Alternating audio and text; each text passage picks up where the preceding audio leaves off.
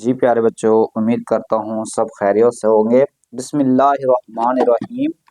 शुरू अल्लाह के नाम से जो बड़ा मेहरबान नायत रहम वाला है। अच्छा बच्चे, हमने लेक्चर स्टार्ट किए हुए हैं जो कि मैथ क्लास 9th की जो मैथ है उसका लेक्चर नंबर 3 हो गए थे। आज लेक्चर नंबर 4, चैप्टर नंबर 1 जो है मैट्रिक्स एंड डिटर्मिनेंट्स हमने सॉल्व करना शुरू स्टार्ट किया हुआ है।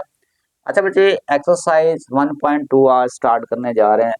इससे पहले जो 3 लेक्चर था उसमें हमने बताया था कि मैट्रिक्स की सम, जिसमें बताया था हमने कि ट्रांसपोज कालब क्या होता है, सिमेट्री क्या होती है, सेकंड सिमेट्री क्या होती है, कतारी कालब क्या होता है, और उसके बाद कतारी कालब क्या होता है, और कॉलमी कालब क्या होता है, रेक्टेंगुलर ऑफ मैट्रिक्स क्या होता है, जी मुरब्बी कालब क्या होता है।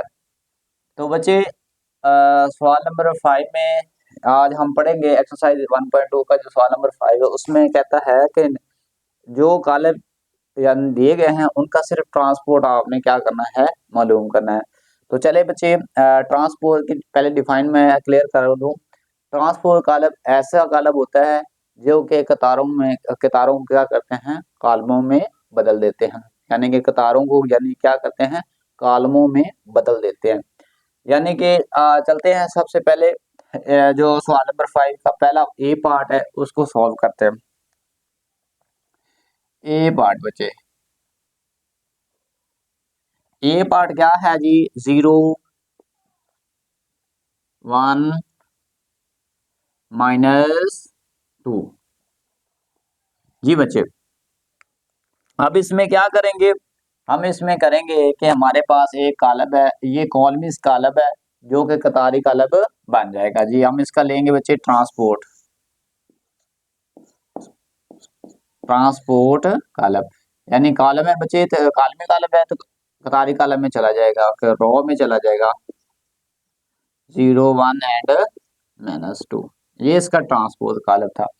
कि इसकी तारीफ ये थी कि जो कतारें होती हैं वो कॉलम में चले जाती है, जो कॉलम होते हैं वो कतारों में चले जाते हैं। तो यही हमने क्या है, जो काल हमारे पास कालमी कालब था वो किस में चला गया, कतारी कालब में चला गया।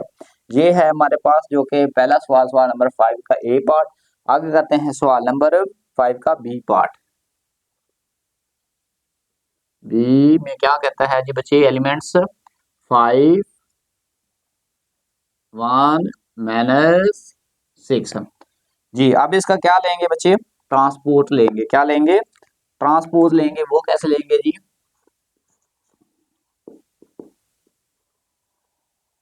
जी कतारी कालम है तो कॉलमी कालम में बदल जाएगा 5 1 -6। जी बच्चे, ये था हमारे पास सवाल नंबर 5 का बी पार्ट। आगे सवाल नंबर सी, वो कहता है इसका ट्रांसपोज भी मालूम करें। सवाल नंबर सी क्या कहता है बच्चे, जी 1 2 2 -1 3 एंड 0। अच्छा बच्चे, ये इसका हमने लेना है ट्रांसपोज, तो कैसे लेंगे, देखिए जो कतार होती है वो कॉलम में बदल जाती है 1 2, इसी तरह दूसरी कतार दूसरे कॉलम में चली जाएगी 2 -1 3 एंड 0। और उसके बाद बच्चे सवाल नंबर 5, ये था इसका सी का ट्रांसपोर्ट। इसी तरह बच्चे सवाल नंबर हम क्या करेंगे, 5 का डी पार्ट करेंगे। डी क्या है बच्चे, 2 3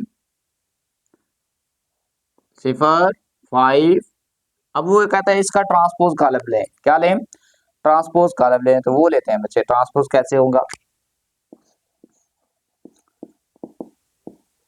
जी ट्रांसपोज कतार है बच्चे तो किस में चले जाएगी, कॉलम में 2 3 0 एंड 5। ठीक है जी बच्चे, आगे है हमारे पास है जी ई पार्ट। इसी तरह बाकी जो पार्ट दो रहते हैं बच्चे, क्या करना है, ट्रांसपोज कालब लेना है तो वो आप लोग खुद ले लेंगे। ठीक है, ऐसे ही अगर करेंगे तो आप क्या करेंगे, जो कतारें होती है वो कॉलम में, जो होते हैं वो कतारों में बदल जाते हैं जी। आगे सवाल नंबर 6, सवाल नंबर 6 वेरी वेरी इंपॉर्टेंट है, एग्जाम के लिहाज से भी वो बहुत इंपॉर्टेंट है बच्चे, यानी कि एग्जामिनर की नजर में ज्यादातर यही सवाल आता है। अगर वो ट्रांसपोर्ट का उठाता है तो इसी को उठाता है। चले जी, सवाल नंबर 6 में क्या कहता है, सवाल नंबर 6 में वो आपको वैल्यू दे देगा, कहेगा अगर, इंग्लिश में कहेंगे इफ, ठीक है, इंग्लिश में कहेंगे इफ, अगर वो कहता है ए हमारे पास क्या वैल्यू है बच्चे, 1 2 0 1, ये कॉलम दे देता है तो कहता है कि ए ट्रांसपोर्ट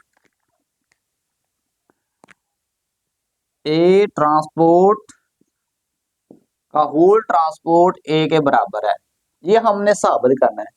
तो क्या कैसे साबित करेंगे, साबित करेंगे कि सबसे पहले जो ए का ना हमने क्या लेना है, ट्रांसपोर्ट लेना है जी, ए का ट्रांसपोर्ट लेंगे तो जो रॉ होगी वो कॉलम में बदल जाएगी, 1 2 0 1, ठीक है।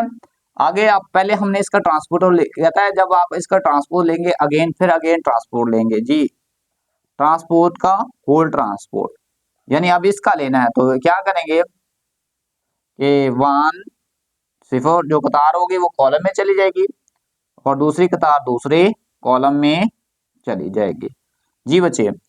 तो कैसे देखें, हमारे पास ए ट्रांसपोर्ट इक्वल टू, यानी कि देखें 1 2 1 2 0 1 1 2 0 1 किसके बराबर है, ए के बराबर है। यहाँ हम इसके लगा सकते हैं ए ट्रांसपोर्ट का होल ट्रांसपोर्ट ए के बराबर आ गया, ये साबित करना था, ठीक है।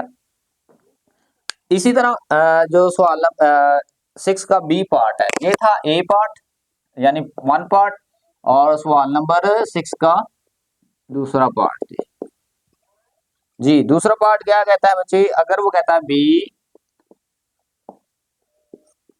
बी की वैल्यू आपके पास दे देता है 1 1 1 2 0, ठीक है। तो वो कहता है B transport equal to, B transport equal to B के बराबर है, तो ये साबित करना है हमने। तो कैसे करेंगे बच्चे, सबसे पहले बी का क्या लेंगे, ट्रांसपोर्ट, लो जी भाई ट्रांसपोर्ट, कि जो रो होगी वो कॉलम में चली जाएगी, ये बदल जाएगी 1 1, आगे दूसरी रो दूसरे कॉलम में बदल जाएगी, आगे बी ट्रांसपोर्ट का होल ट्रांसपोर्ट जी, वो कहता है जब ट्रांसपोर्ट ले इसका अगेन ट्रांसपोर्ट लें, इसका फिर अगेन लेंगे 1 2 1 एंड 0। तो देखिए बच्चे बी 1 1 2 एंड 0, ये एलिमेंट्स 1 1 2 एलिमेंट्स किसके बराबर है, बी के एलिमेंट्स बराबर है, तो बी लिख देंगे जी, बी ट्रांसपोर्ट का होल ट्रांसपोर्ट बी के बराबर आ गया। तो ये था बच्चे जो कि ट्रांसपोर्ट के लिहाज से आज हमने ये लेक्चर नंबर 4 किया था कि ट्रांसपोर्ट कैसे लेते हैं। एक्सरसाइज 1 पॉइंट का सवाल नंबर 5 और 6 हमने सॉल्व किया है।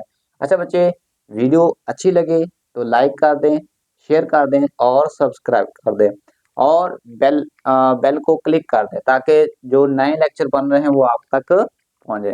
Thank you very much.